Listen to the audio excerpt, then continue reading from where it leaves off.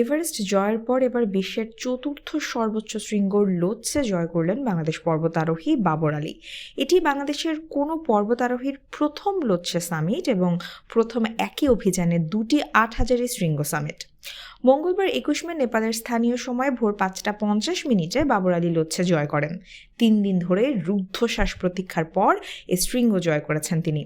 বাবরের সংগঠন vertical dreams সামাজিক যোগাযোগ মাধ্যম ফেসবুকে দেয়া এক পোস্টে বলেছে, বাংলাদেশের পর্বতারোহণের ইতিহাসে আজ লিখিত হলো অভূতপূর্ব ও রোমাঞ্চকর এক অধ্যায়। আর লেখক আমাদের স্বপ্ন সারথী বাবর আলী। এটি এই বাংলাদেশের কোনো সন্তানের প্রথম লোৎসে সামিট এবং প্রথম একই অভিযানে দুইটি ৮,০০০ শৃঙ্গ সামিট। বাবর এখন নেমে আসা শুরু করেছেন। বেস ক্যাম্পে পৌঁছলেই শুরু হবে মূল উৎসব। এর আগে রবিবার বাংলাদেশ সময় সকাল ৮টা ৪৫ এভারেস্টের চূড়ায় ওঠেন বাবর আলী।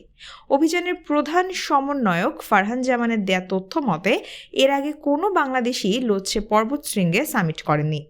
গত এক দশকে হিমালয়ের নানা পর্বত জয় করেছেন পেশায় চিকিৎসক এই বাবর আলী। এর মধ্যে ২০২২ সালে প্রথম বাংলাদেশি হিসেবে হিমালয়ের অন্যতম দুর্গম চূড়া আমা দাবলাম আরোহণ করেছিলেন তিনি।